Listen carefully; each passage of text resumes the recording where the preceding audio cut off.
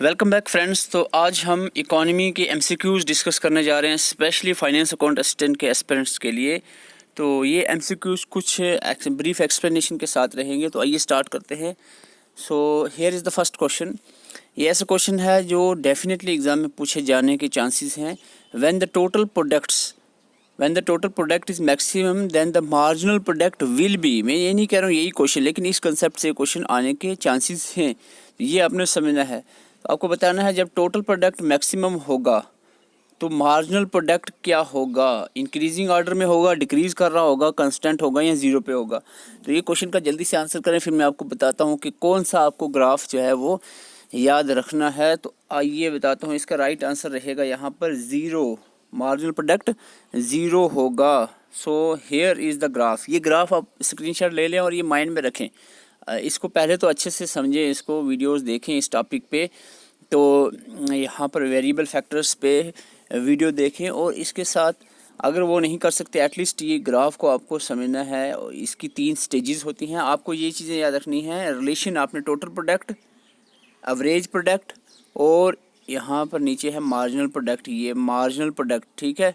तो इन तीनों का आपने रिलेशंस याद रखना है। पहली स्टेज में आपको पूछा जा सकता है इन द फर्स्ट स्टेज में क्या होगा, आपको बताना है। फर्स्ट स्टेज में टोटल प्रोडक्ट इंक्रीज़ हो रहा है, average product increase then decrease, और मार्जिनल प्रोडक्ट जो है वो इंक्रीज़ हो रहा है। तो ये आपने याद रखना है। सेकंड स्टेज में क्या होगा, सेकंड स्टेज में टोटल प्रोडक्ट जो है वो इंक्रीज़ हो रहा है, but average and marginal product जो है वो दोनों डिक्रीज़ हो रहे हैं। आपको समझ आ रहा होगा मैं क्या कहना चाह रहा हूँ। ये स्टेज सेकंड में बोल रहा हूँ। ये 3 लाइंस आपको दिख रही हैं। ये है टोटल प्रोडक्ट, ये है एवरेज प्रोडक्ट, और ये है लास्ट में मार्जिनल प्रोडक्ट। तो आपको इसका रिलेशन याद रखना है। यहाँ पर क्वेश्चन था कि जब टोटल प्रोडक्ट, ये ऊपर वाली लाइन देखो, एच, जहाँ एच पॉइंट, टोटल प्रोडक्ट जब मैक्सिमम होगा उस वक्त मार्जिनल प्रोडक्ट कितना होगा। मार्जिनल प्रोडक्ट देखो, ये नीचे लिखा हुआ है मार्जिनल प्रोडक्ट, यहाँ एम देखो। तो यहाँ मार्जिनल प्रोडक्ट होगा ज़ीरो, ये ज़ीरो की लाइन है, ठीक है। तो ज़ीरो होगा मार्जिनल प्रोडक्ट, बिल्कुल ज़ीरो, ठीक है। अगर आपको पूछा जाए कि जब टोटल प्रोडक्ट डिक्रीज़ कर रहा होगा, इन डिक्रीजिंग स्टेज में होगा, तो मार्जिनल प्रोडक्ट क्या होगा, मार्जिनल प्रोडक्ट नेगेटिव में होगा, ठीक है। तो ये आपने मार्जिनल प्रोडक्ट नेगेटिव में होगा, ओके। तो ये आपने डायग्राम अपने माइंड में रखनी है। क्वेश्चन नंबर 2 पे आते हैं। विच among the following shows the relationship between inflation and unemployment। Inflation आप सबको पता होगा क्या है, और अनएम्प्लॉयमेंट जो है ये भी आपको मालूम होगा। यहाँ पर ये दोनों में जो ग्राफ रिलेशन शो करता है उसको क्या कहते हैं। तो here is the right answer. This graph, this curve is flips curve, इसको कहा जाता है फ्लिप्स कर्व, ओके। थोड़ा सा मैं इस पे बोल देता हूँ आपको। इन्फ्लेशन हैज़, थोड़ा सा ये चीज़ आपने पढ़नी है, यहाँ से read out. Inflation has historically had an inverse relation with unemployment. अगर हिस्टोरिकली देखें, बेसिकली इन्फ्लेशन और अनएम्प्लॉयमेंट का इनवर्स रिलेशन है, उल्टा है। यानी जब इन्फ्लेशन बढ़ती है तो अनएम्प्लॉयमेंट कम होती है, अनएम्प्लॉयमेंट बढ़ती है तो इन्फ्लेशन कम होती है। ये आपने याद रखना, ठीक है। Inflation has historically inverse relationship with unemployment. This means that when inflation rises, कि जब इन्फ्लेशन बढ़ती है यानी प्राइजेज जो आपके प्रोडक्ट्स के प्राइस बढ़ते हैं, इन्फ्लेशन बढ़ती है, तो अनएम्प्लॉयमेंट जो है वो कम हो जाती है, ड्रॉप्स, ठीक है। Higher the unemployment on the other hand equates the lower inflation. अगर अनएम्प्लॉयमेंट ज़्यादा है तो इन्फ्लेशन कम होती जाएगी। इसका मतलब क्या है, when the more people are working, suppose ज़्यादा पीपल वर्क कर रहे हैं, जॉब कर रहे हैं, they have power to spend which leads to, यानी पावर टू स्पेंड का मतलब है उनके पास ज़्यादा पैसा होगा। यानी जितने ज़्यादा एम्प्लॉयमेंट होगी उतना ज़्यादा लोगों के पास पैसा होगा, तो वो स्पेंड करने की कैपेसिटी रखेंगे और वो इंक्रीज़ करेंगे डिमांड को। तो आपको बता दूं, जब डिमांड इंक्रीज़ होती है तो प्राइस कम हो जाता है। तो increase in demand and decrease in prices. So demand बढ़ेगी तो प्राइस डिक्रीज़ होगा। डिक्रीज़ इन प्राइस का मतलब क्या हुआ, इन्फ्लेशन में डिक्रीज़ आना, ठीक है। अगर प्राइस बढ़ता है पार्टिकुलर पीरियड ऑफ टाइम के लिए किसी भी कमोडिटी का, तो उसको इन्फ्लेशन करते हैं। लेकिन अगर प्राइस कम हो रहा है तो इसको हम क्या कहेंगे, इन्फ्लेशन में डिक्रीज़ आया। तो आई होप आपको ये समझ आ गया। लेकिन इसके अपोजिट भी एक चीज़ यहाँ पर देखने को मिलती है। कभी कभी क्या होता है, स्टैगफ्लेशन देखने को मिलती है। स्टैगफ्लेशन अलग चीज़ है, स्टैगफ्लेशन एक एक्सेप्शन समझ लो। स्टैगफ्लेशन में होता यूँ है कि ये एक ऐसा केस है जिसमें एक ही टाइम में इकॉनमी में ऐसा होता है कि स्लो ग्रोथ होगी, ये पॉइंट है, स्लो ग्रोथ भी होगी, हाई अनएम्प्लॉयमेंट और राइजिंग प्राइसेस, यानी इन्फ्लेशन यहाँ पर डायरेक्टली प्रपोर्ट करता है, इन्फ्लेशन ज़्यादा होगी, अनएम्प्लॉयमेंट भी ज़्यादा होगी। ऐसे केस को स्टैगफ्लेशन कहते हैं, इस तरह की इन्फ्लेशन को स्टैगफ्लेशन कहते हैं। ये भी आपने याद रखना। स्टैगफ्लेशन क्या होता है, जब अनएम्प्लॉयमेंट भी बढ़े, इन्फ्लेशन भी बढ़े और ग्रोथ कम हो जाए, स्लो हो जाए। स्पेशली आपने अनएम्प्लॉयमेंट और इन्फ्लेशन का रिलेशन यहाँ पर स्टैगफ्लेशन में सीधा डायरेक्टली है, दोनों जो है राइज होंगे। क्वेश्चन नेक्स्ट आता है, वेरी इंपॉर्टेंट क्वेश्चन। देखो आप अभी कह रहे होंगे एस्पिरेंट्स के, बहुत एस्पिरेंट बोर हैं, पढ़ने में दिल नहीं कर रहा। यहाँ बहुत सारे कह रहे हैं एग्जाम नहीं होने वाले, टाइम बहुत है हमारे पास। टाइम है, अगर आपके पास 10 नंबर की इकॉनमी है, इसको ही स्ट्रांग कर लो। मैं आपको बता रहा हूँ, ये 1 मिनट सुनना मेरी बात। ये कंसेप्ट है, जैसे प्रोडक्ट रिलेटेड, प्रोडक्शन फंक्शन आ गया, इस कंसेप्ट के अदर जो भी मार्जिनल प्रोडक्टिविटी के कंसेप्ट हैं, इनको अच्छे से पढ़ो। इकॉनमी के कंसेप्ट क्लियर करो। इसके बाद हम बात करें इन्फ्लेशन का कंसेप्ट क्लियर कर लो। इसके बाद हम सबसे इंपॉर्टेंट जो है, जहाँ से 2 क्वेश्चन जो है, 10 में से 2 क्वेश्चन जो है मार्केट प्राइजेस इन मार्केट वाला जो टॉपिक है सिलेबस में, वहाँ से आएगा। मार्केट वाला कंसेप्ट क्लियर करो। एटलीस्ट 8 नंबर 10 में से तो सिक्योर करने की कोशिश करो इकॉनमी में से। ये 10-10 नंबर के 6 आपके पोर्शन हैं, 6 portions are there in of 10 marks आपके FEE एग्ज़ाम में। तो इनको स्ट्रांग करने की कोशिश करो। मुझे पता है GK 30 नंबर की, अकाउंटेंसी 30 नंबर की है, जो आपने पढ़ के हालत ख़राब कर दी है। Okay, very good. बाकी ये तो 60 नंबर हुए, 30-30-60, लेकिन 6 जो 10-10 नंबर के सेक्शंस हैं उनको भी आप जो है वो तैयार करने की कोशिश करो। Form of market in which there are few big firms and large number of buyers का बहुत सिंपल क्वेश्चन है। अगर आपने पढ़ी है इकॉनमी तो डेफिनेटली जल्दी से आंसर कर लोगे। ऐसी मार्केट आपने बतानी है जहाँ पर फ्यू बिग फर्म्स, कुछ बड़ी फर्म्स होंगी और लार्ज नंबर ऑफ बायर्स होंगे। तो ये आपको इसका आंसर जल्दी से बताना है। तो ये है आपका आंसर यहाँ पर, ओलिगोपोली। Okay, oligopoly. तो यहाँ पर अगर आपको मोनोपोली में कहें तो एक ही बड़ी फिल्म होगी, तो परफेक्ट कंपटीशन में नंबर ऑफ़ फिल्म्स होंगी। तो आपको इसके बारे में थोड़ा सा बता देता हूँ, 1 सेकंड। सो ये मैं आपको बता रहा हूँ यहाँ पर कुछ परफेक्ट कंपटीशन, मोनोपोली और मोनोपोलिस्टिक कंपटीशन का डिफरेंस आपको मैं यहाँ पर, ओलिगोपोली भी है लेकिन मैं पहले इनका थोड़ा सा बता देता हूँ। इसमें क्या है, चलो मैं दूसरी इमेज बता देता हूँ। यहाँ पर ये आपको मैं बता दूँ, यहाँ पर डिफरेंस है। तो इस तरह की इमेजेस आपको होनी चाहिए पता। आपको पूछा जाए नंबर ऑफ़ फिल्म्स, ये अगर एटलीस्ट इतना तो कर दो यार, ये इतनी सी एक इमेज तो अच्छे से याद होनी चाहिए, ठीक है। आपको इसमें से क्वेश्चंस बन सकते हैं। आपको पूछा जाए कुछ करैक्टरिस्टिक, जैसे आपको पूछा जाए नंबर ऑफ़ फिल्म्स के बारे में क्वेश्चन आता है, परफेक्ट कंपटीशन में मैनी बहुत सारी फिल्म्स होंगे। ओलिगोपोली के अंदर फ्यू डोमिनेंट फिल्म्स, अभी कह रहे थे कुछ बड़ी फिल्म्स होंगी। और मोनोपोली में सिर्फ एक सिंगल फिल्म होगी। और इसको छोड़ो, बस आपने ये 3 मैन याद है। मोनोपोलिस्टिक था तो यहाँ पर नहीं है। तो टाइप ऑफ प्रोडक्ट कैसा होगा, परफेक्ट कंपटीशन में होमोजेनियस, एक जैसे प्रोडक्ट्स होंगे। ओलिगोपोली में डिफरेंशिएटेड प्रोडक्ट्स होंगे और मोनोपोली में लिमिटेड प्रोडक्ट होंगे, ये आपने याद रखना है। ओके, तो इसके अलावा बैरियर्स की बात करें, बैरियर्स एंट्री के लिए, बैरियर्स टू एंट्री यानी एंट्री नहीं कर, परफेक्ट कंपटीशन में किसी को बैरियर नहीं है, कोई भी फिल्म आ सकती है इस कंपटीशन में, मार्केट में, परफेक्ट कंपटीशन मार्केट में। लेकिन ओलिगोपोली के केस में हाई बैरियर रहता है, काफ़ी बैरियर्स रहते हैं, ज़्यादा फिल्म्स इसमें इंक्लूड नहीं हो सकती। मोनोपोली में बहुत ज़्यादा हाई बैरियर रहेगा, जिसमें और कोई फिल्म एक ही बार अपने यहाँ पर फिल्म होगी। और यहाँ पर इसके अलावा जो इम्पोर्टेंट पॉइंट्स हैं इसमें, इस तरह की चीज़ें आपने देखनी। हाँ, प्राइस पावर की बात करें तो यहाँ पर पहला कौन सा था, परफेक्ट कंपटीशन में परफेक्ट कंपटीशन जो है ये मार्केट प्राइस टेकर है, पैसिव है। प्राइस टेकर कौन सी मार्केट होती है, परफेक्ट कंपटीशन। अगर प्राइस मेकर्स की बात करें तो ये दूसरी, बाकी जितनी भी ये प्राइस मेकर्स रहती हैं। तो ये अगर आपको इस तरह की चीज़ें याद रखनी है, मैं आपको ये बताता हूँ, ये स्क्रीनशॉट लेके इसको देख लो। और स्पेशली ये यहाँ पर भी आप नज़र लगा सकते हैं ये। ओके, तो ये आपको याद रखना है। जैसे परफेक्ट कंपटीशन में एंट्री फ्री है, बैरियर टू एंट्री रहेगा। मोनोपोली में, मोनोपोलिस्टिक में भी एंट्री हो सकती है फ्री, ठीक है।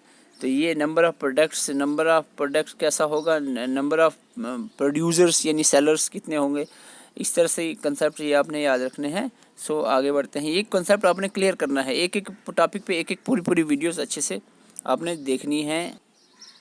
देखो नेक्स्ट क्वेश्चन है, in the Ricardian theory of rent theory rent is determined, rent is dash determined, तो रेंट इज डैश डिटरमाइंड, इसका क्या आंसर रहने वाला है? जल्दी से आंसर करिए, ये इसका आंसर आप कमेंट सेक्शन में करके बताएं। और मैं इसको आपको बता देता हूँ, मैं इस पर बोलूँगा नहीं ज़्यादा, क्योंकि देखो मैं इकोनॉमिस्ट नहीं हूँ, ना ही मैं इकोनॉमी का टीचर रहा हूँ। इस पे ज़्यादा मैं बोल सकता था, मैं बोल नहीं रहा हूँ, क्योंकि मैंने डिसाइड किया है कि आपको एक आइडिया दीजिए कि आप खुद मेहनती हो जाओ। तो अब इस तरह के कंसेप्ट, जैसे आप यूट्यूब पर जाओगे, सर्च करोगे रिकॉर्डिंग थ्योरी क्या है, या गूगल पे जाओगे, इसके रिलेटेड सर्च करोगे, टाइम आपके पास, अभी तो आप कह रहे हो ना बहुत सारे एस्पिरेंट के एग्ज़ाम नहीं होने वाले, टाइम बड़ा है। अगर आपको लगता है तो काम कर दो, काम ये करो कि ये रिकॉर्डिंग थ्योरी जो है, थ्योरी ऑफ रेंट करके सर्च करो, और डिफरेंट जगह पे इसको, डिफरेंट मीडियम प्लेटफॉर्म पे इसको पढ़ो और समझो कि क्या कह रहा है। तो फिर इसका आंसर आपने करना है कि rent is dash is determined. ठीक है। Question number 5, who was the finance minister of India when the economic reforms took place under the new economic policy in 1991? Economic reforms जो है 1991 में हुए थे, ये क्वेश्चन से टॉपिक सिलेबस में है। तो आपको बताना है प्राइम मिनिस्टर कौन थे इस वक्त, सॉरी फाइनेंस मिनिस्टर कौन थे इस वक्त इंडिया के। तो फाइनेंस मिनिस्टर थे डॉक्टर मनमोहन सिंह जी, जो फाइनेंस मिनिस्टर थे 1991 में, जब ये इकॉनमिक रिफॉर्म्स जो है आया था। तो इकॉनमिक, अब एक और काम आ गया, इकॉनमिक रिफॉर्म्स आपके सिलेबस में है, तो इसको थोड़ा सा डिटेल से पढ़ना है, एक एक टॉपिक को डिटेल से आपने पढ़ना है, ऐसे नहीं जाना है ऊपर से। ठीक है। तो इकॉनमिक रिफॉर्म पे भी आपने थोड़ा सा देखना है। Which of the following is true about the function perform RBI. RBI के फंक्शन सिलेबस में है, तो आपको जैसे मैं यहाँ पर थोड़ा सा बता देता हूँ, आरबीआई के फंक्शन का राइट आंसर यहाँ पर क्या रहने वाला है, आप पहले से कर लो, वीडियो पास करके फिर मैं आपको बताता हूँ। ओके, आपने आंसर देख लिया है, तो इसका आंसर मैं बता देता हूँ। आंसर इसका रहेगा डी, ऑल ऑफ द, यहाँ पर सी, ऑल ऑफ द अबो, यानी ये सारे करेक्ट हैं, इसके रूल्स हैं आरबीआई के। यानी it is the issue, it is the bank of issue मतलब ये नोट करेंसी वगैरह इशू करने वाला बैंक है RBI. It act as a banker to the government. ठीक है, बैंकर टू द गवर्नमेंट भी इसको कहते हैं। It is banker to the other banks, is very good. It regulate the flow of credit. तो ये सारे ऑप्शंस यानी फंक्शंस हैं इसके, तो ये आपने इसके फंक्शंस याद रखने हैं। 4 फंक्शन मैंने यहाँ पर बता दिए हैं आरबीआई के फंक्शन। तो ओके, तो इस तरह से और भी फंक्शंस आरबीआई के आपने रोल ऑफ आरबीआई करके टॉपिक सर्च करना है और इसको अच्छे से समझने की कोशिश करनी है। ठीक है। तो इसके बारे में थोड़ा सा एक और चीज़ बता देता हूँ। ये चीज़ आपको पता होना चाहिए कि 1 अप्रैल 1935 में रिज़र्व बैंक ऑफ इंडिया जो है वो बना था, which is central bank of India of the country was establish. जो है रिज़र्व बैंक ऑफ इंडिया जो है ये आरबीआई जिसको कहते हैं, पहले इसको सेंट्रल बैंक ऑफ इंडिया कहते थे, और ये 1935 1 अप्रैल 1935 में एस्टेब्लिश हुआ था। पहला पॉइंट ये याद रखना। और दूसरा पॉइंट है, बट सिंस जनवरी 1949 से लेकर ये रिज़र्व बैंक ऑफ इंडिया, इसका नाम चेंज हो गया और नेशनलाइज्ड हो गया था। ये भी आपने याद रखना है। 2 पॉइंट मैं आपको एडिशनली बता रहा हूँ, इसके अलावा ये नहीं कि यही 2 पॉइंट और भी आपने पढ़ना। अच्छा जी, तो लॉ ऑफ वेरिएशन प्रोपोर्शन भी आपने देखना है। इससे एक क्वेश्चन, 10 में से एक question law of variation proportion से पूछा जाता है, जो आपको स्टार्टिंग में फर्स्ट क्वेश्चन मैंने बताया था। अब मैंने आपको देख रहा हूँ कि वो जो आपने ग्राफ देखा कि नहीं, आपको बताना है law of variation proportion explain 3 stages of production. आपको मैंने बताया था स्टेज 1, स्टेज 2, स्टेज 3, वो जो पहले क्वेश्चन में आपको मैंने ग्राफ बताया था। ठीक है। In the first stage of production, आपको बताना फर्स्ट स्टेज ऑफ प्रोडक्शन में क्या था। मार्जिनल प्रोडक्ट और एवरेज प्रोडक्ट राइज कर रहा था, क्या ऐसा है? या मार्जिनल प्रोडक्ट जो है सिर्फ राइज कर रहा था। ठीक है। आप या एवरेज प्रोडक्ट फॉल कर रहा था, या मार्जिनल प्रोडक्ट ज़ीरो पे था। देखो आप कहोगे मार्जिनल प्रोडक्ट राइज कर रहा था, लेकिन फर्स्ट स्टेज में वो राइज भी कर रहा था और डिक्रीज़ भी हो रहा था। ठीक है, फर्स्ट स्टेज में। तो ये अपने याद रखना है। इसका राइट आंसर क्या रहेगा? इसका रहेगा बोथ मार्जिनल प्रोडक्ट और एवरेज प्रोडक्ट राइज। ठीक है, यहाँ पर करेक्ट आंसर रहेगा। इसका करेक्ट आंसर क्या रहेगा? मार्जिनल प्रोडक्ट और एवरेज प्रोडक्ट दोनों राइज कर रहे हैं first stage of variable proportion law के मुताबिक। Okay, question number 8, an under developed country is characterised by. ठीक है, इकॉनमिक ग्रोथ भी आपका एक टॉपिक है, इकॉनमिक जो ग्रोथ एंड डेवलपमेंट के रिलेटेड। तो आपको बताना है अंडर डेवलप इकॉनमी किसको कहते हैं। क्या high per capita in real income होगी तो अंडर डेवलप तो नहीं होगी definitely. Large proportion of labour force in the टेटर, लार्ज लेबर लार्ज है तो ये भी अंडर डेवलप नहीं होगी। Stage of deprivation of large proportion of population, तो ये लार्ज प्रोपोर्शन ऑफ पॉपुलेशन है और इनकी स्टेज डिप्रीवेशन है, तो ये this is the answer of under develop economy, characteristics of under develop economy. तो आपको ये जो कंसेप्ट है आपका इकॉनमी ग्रोथ के रिलेटेड, इसको भी आपने देखना है। द प्राइमरी सेक्टर, दो एक दिन दे दो ना भाई, 2 दिन में, तो अभी आपको 10 मिनट आपके ले रहा हूँ ना, ठीक है। 10 मिनट इकॉनमी तो नहीं पढ़ा दूंगा। बात यह है कि आप 2 दिन इसको अच्छे से दो ना, 16 घंटे 2 दिन के, 16 घंटे में 10 नंबर आपके कहीं नहीं जाते। अगर 16 घंटे अच्छे से दिए हो ना, मैथ से यूट्यूब पे सर्च किया, गूगल से टॉपिक वाइज चीज़ें सर्च की, हाँ कितने 8-10 टॉपिक है टोटल, तो इसको अच्छे से करना है। 10 नंबर किसी तरह सिक्योर करो, ठीक है। ये आपने मेहनत करनी है और कोई नहीं करेगा, ठीक है, नहीं कोई बता सकता है। The primary sector with in the country for calculation of national income includes, तो इट इंक्लूड्स द यानी प्राइमरी सेक्टर क्या, इकोनॉमी का जो प्राइमरी सेक्टर्स हैं, primary secondary tertiary sectors, primary sectors में क्या चीज़ें आती है, तो मैं आपको बता दूं, ये तीनों जो है रिटेल ट्रेडिंग, एग्रीकल्चर और स्मॉल स्केल इंडस्ट्री, जिसमें रॉ मटेरियल रिलेटेड इंडस्ट्री होती है, वो प्राइमरी सेक्टर में आती है। आप वो इंडस्ट्री, तो इंडस्ट्री जो मैन्युफैक्चर के रिलेटेड होती है तो सेकेंडरी में आती है। Secondary include the manufacture sector, तो मैन्युफैक्चर में जो इंडस्ट्रीज़ हैं, large industries which are small और large industry which are related to the manufacture sector. और टर्शरी होता है, टर्शरी होता है रिलेटेड टू सर्विसेज, ठीक है। सर्विसेज गुड्स एंड जो सर्विसेज जो है वो उसके रिलेटेड रहता है। तो क्वेश्चन नंबर 9, तो क्वेश्चन नंबर 10,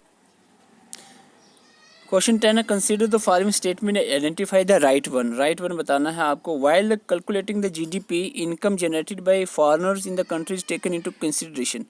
देखो, आई होप, मुझे उम्मीद है कि आपने नेशनल इनकम के जो कंसेप्ट हैं क्लियर किए होंगे, specially GDP, GNP, NDP and NNP, तो ये कंसेप्ट आपने क्लियर किए होंगे। जीडीपी की बात करें, जब जीडीपी कैलकुलेट की जाती है तो जो इनकम जनरेट करते हैं फॉरेनर्स, यानी जो कोई बाहर का बंदा इधर रह रहा है और वो जो इनकम जनरेट कर रहा है, क्या जीडीपी में वो कंसीडर की जाएगी? जल्दी से बताएं। या फिर हम कहें कि वाइल द कैलकुलेशन, जब जीडीपी हम कैलकुलेट कर रहे हैं, हमारे बंदे जो बाहर हैं, suppose Kuwait, London, Saudi Arabia, कहीं पर जो हमारे बंदे रह रहे हैं और वहाँ पर इनकम जनरेट कर रहे हैं, क्या वो इनकम हम जीडीपी में लेंगे? तो इसका राइट आंसर आपने बताना है। इसका राइट आंसर क्या रहेगा? यहाँ पर first second both are none, तो इसका राइट आंसर यहाँ पर रहेगा first is the correct answer. यहाँ जब ग्रॉस डोमेस्टिक प्रोडक्ट की बात हो ना, जीडीपी की, तो हमें कुछ नहीं सोचना है। टोटल जो गुड्स और वैल्यू, गुड्स एंड सर्विस की जो टोटल मनी वैल्यू है, वो भी नेशनल अपना बाउंड्री, इंडिया की बाउंड्री के अंदर जो वैल्यू बनती है उसको हम जीडीपी कहेंगे, ठीक है। ठीक है, जितनी भी मनी वैल्यू जो प्रोड्यूस की जाती है, जितने भी लोग हैं इंडिया की बाउंड्री के अंदर, चाहे वो इंडियन है या फॉरेनर है, वो जितने भी मनी वैल्यू प्रोड्यूस करते हैं गुड्स एंड सर्विसेज से, तो उसको हम जीडीपी कहेंगे, ठीक है। क्लियर है ना? बाहर से आएगी और ना अंदर से जाएगी, तो ये आपने जीडीपी याद रखना है। लेकिन यहाँ पर बात है, मैं आपको बता देता हूँ। देखो, थोड़ा सा मैं जीडीपी बोलता हूँ। ग्रॉस डोमेस्टिक प्रोडक्ट क्या है? ग्रॉस डोमेस्टिक प्रोडक्ट क्या है? GDP, it is the total value of final goods and or services produced in the boundary of the country in the financial year 1 अप्रैल से लेकर 31 मार्च तक। यानी एक साल में जितनी भी वैल्यू जो है फाइनल गुड्स एंड सर्विसेज की बाउंड्री ऑफ इंडिया की कंट्री की बाउंड्री के अंदर प्रोड्यूस होती है, वो जीडीपी है, ठीक है। चाहे वो फॉरेनर प्रोड्यूस करता है या इंडियन करता है, ठीक है। बाहर चाहे अपना बंदा बाहर जाके प्रोड्यूस करे, वो इंक्लूड नहीं होगी, ठीक है। यहाँ पर याद रखनी ये चीज़। Production done by foreign nationals, यानी बाहर के बंदू की जो प्रोडक्शन है done in the economy calculated in the GDP if it is done within the geographical body है। बाहर के बंदे इंडिया के अंदर अगर कोई पैसा कमा रहे हैं, यहाँ पर रह के यहाँ कोई वैल्यू प्रोड्यूस कर रहे हैं, तो वो भी जीडीपी में इंक्लूड की जाएगी। सिंपल सा कंसेप्ट है, मैं आपको बता देता हूँ। It is calculated at the market price and is defined as GDP at market price. इसको जीडीपी एट मार्केट प्राइस भी करके भी हम समझते हैं। तो ये नहीं, तो आगे चलते हैं थोड़ा सा।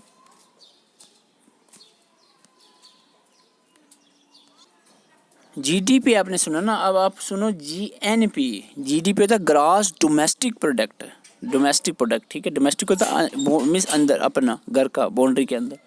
ग्रॉस नेशनल प्रोडक्ट की जब आए ना बात जीएनपी की, तो इसमें थोड़ा कंसेप्ट लागू हो जाता है। इसमें ये होता है कि जितने नेशनल्स यानी इंडियन जो बंदे हैं, नेशनल्स के द्वारा जो मनी वैल्यू प्रोड्यूस होती है उसको हम जीएनपी, उसकी कैलकुलेशन को जीएनपी कहते हैं, ठीक है।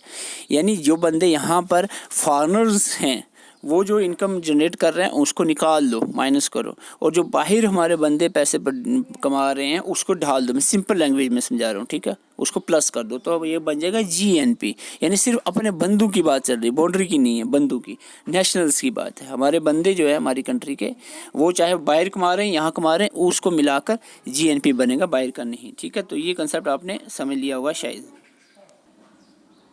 देखो अब बात आती है नेट की। ग्रास हमने सुना, नेट की बात करें।